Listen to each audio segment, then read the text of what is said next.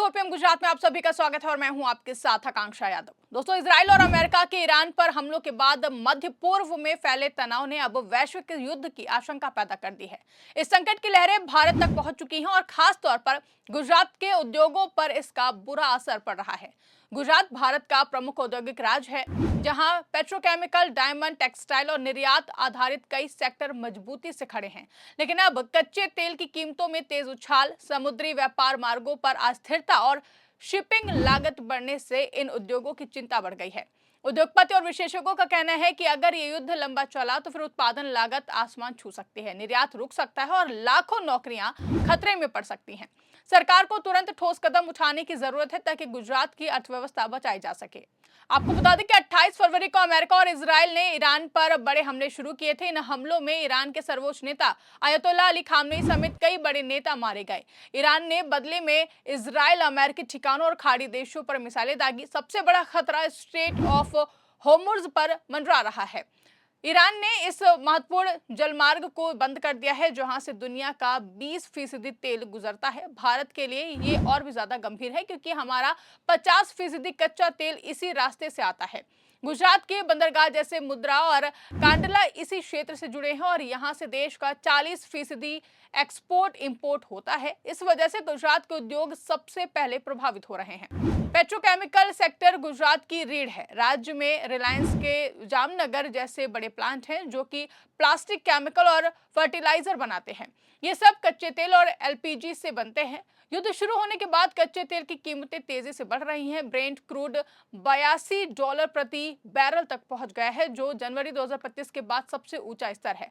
अगर युद्ध 4 से 5 हफ्ते चला तो कीमतें $90 से $110 तक जा सकती हैं। इससे गुजरात के पेट्रोकेमिकल प्लांट्स की उत्पादन लागत 15 से 20% बढ़ सकती है। आज सत्ता की आंखों में आंख डालकर पत्रकारिता करना मुश्किल हो गया है। हम पर मुकदमों से लेकर चैनल को बंद करने का दबाव बनाया जा रहा है। मुश्किल दौर है, लेकिन हम हार नहीं मानेंगे। इसीलिए 4 पीएम को ज्यादा से ज्यादा ज्वाइन करें और स्वतंत्र पत्रकारिता को जिंदा रखने के लिए जितना हो सके हमारा आर्थिक सहयोग करें। उम्मीद है कि आपके सपोर्ट से ये जंग भी हम जीत जाएंगे।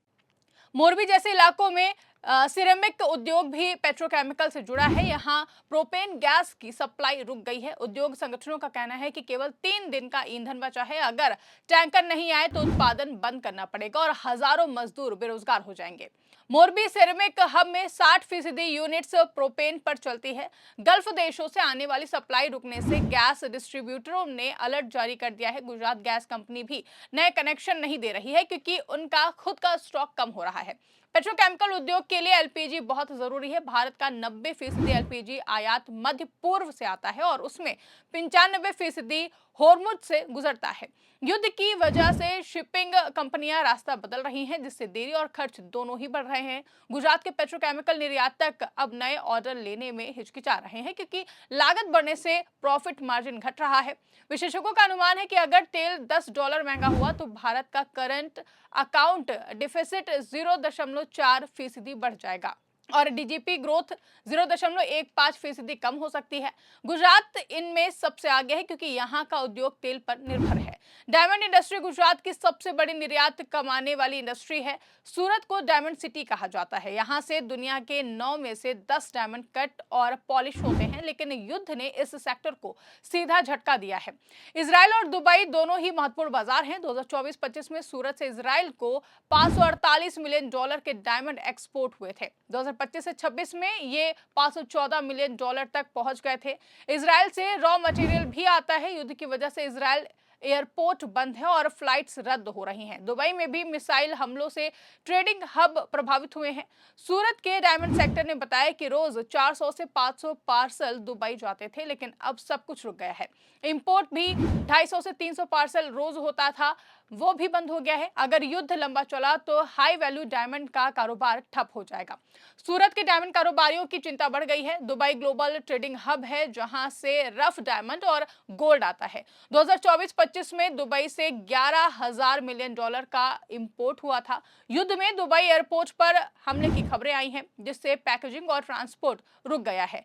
एसजीसीसीआई के पदाधिकारियों ने चेतावनी दी है कि अगर स्थिति सुधरी नहीं तो फिर ले ऑफ शुरू हो जाएगा। सूरत में डायमंड सेक्टर 10 लाख से ज्यादा लोगों को रोजगार देता है, जिसको लेकर एक ट्रेडर ने बताया कि उन्होंने दुबई जाने का प्लान रद्द कर दिया है क्योंकि फ्लाइट्स नहीं है।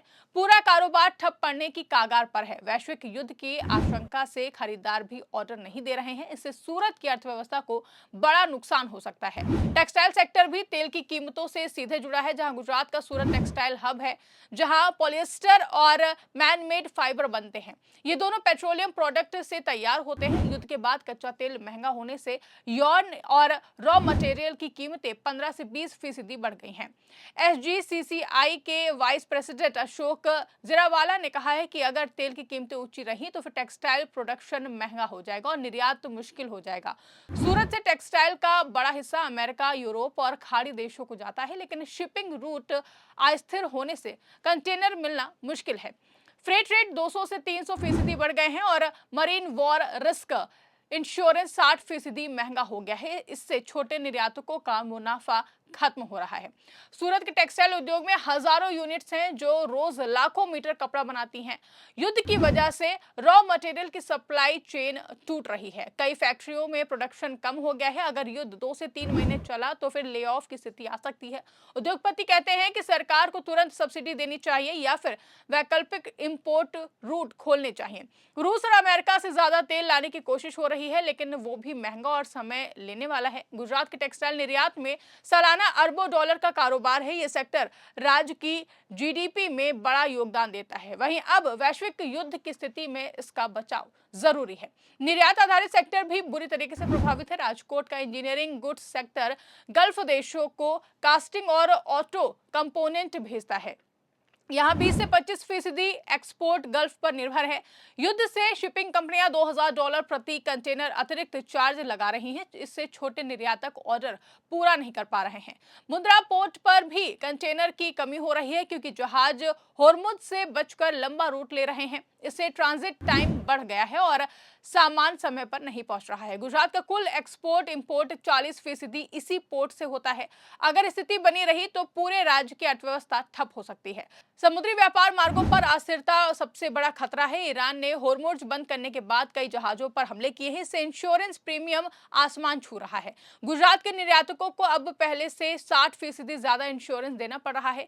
एयर फ्रेट भी महंगा हो रहा है क्योंकि कई एयरपोर्ट बंद हैं। जहां हाई वैल्यू सामान जल्दी भेजना पड़ता है, वहां ये बहुत ही ज्यादा नुकसानदायक है, जिसको लेकर विशेषज्ञ कहते हैं कि अगर युद्ध फैला तो ग्लोबल शिपिंग कंपनियां पूरी तरह गल्फ रूट छोड़ देंगी। इससे गुजरात जैसे राज्य जहां निर्यात पर निर्भरता है, सबसे ज्यादा प्रभावित होंगे।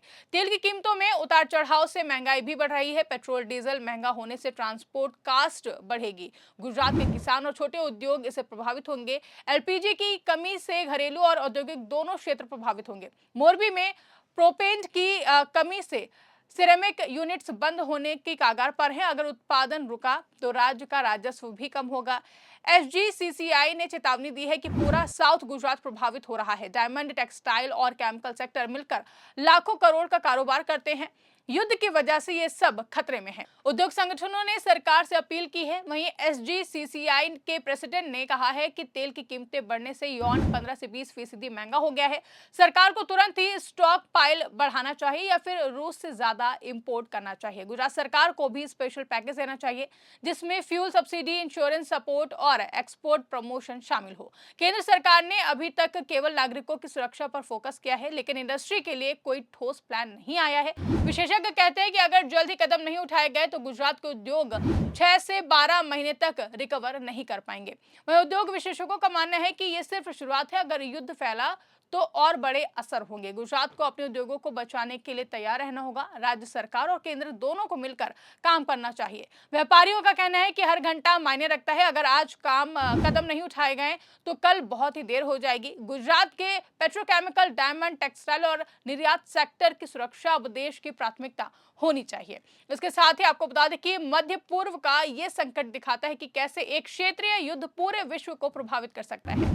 गुजरात जैसे राज्य जहां उद्योग मजबूत हैं, उन्हें सबसे ज्यादा सतर्क रहना होगा। उद्योगपति, मजदूर और सरकार सबको मिलकर इस चुनौती का सामना करना है। तेल की कीमतें, समुद्री रूट और एयर ट्रांसपोर्ट, इन तीनों पर नजर रखनी होगी। अगर स्थिति नियंत्रण में आई तो गुजरात के उद्योग फिर से मजबूत हो सकेंगे, लेकिन फिलहाल चिंता का माहौल है और सरकार से ठोस कार्रवाई की मांग तेज हो रही है। फिलहाल के लिए इस खबर में बस इतना ही। इस खबर को लेकर आपके क्या विचार है, कमेंट करके हमें जरूर बताएगा। अगर वीडियो पसंद आई हो तो वीडियो को ज्यादा से ज्यादा लाइक और शेयर करना ना भूलें। चैनल पर नए हैं तो चैनल को सब्सक्राइब जरूर करें और देखते रहिए 4PM गुजरात।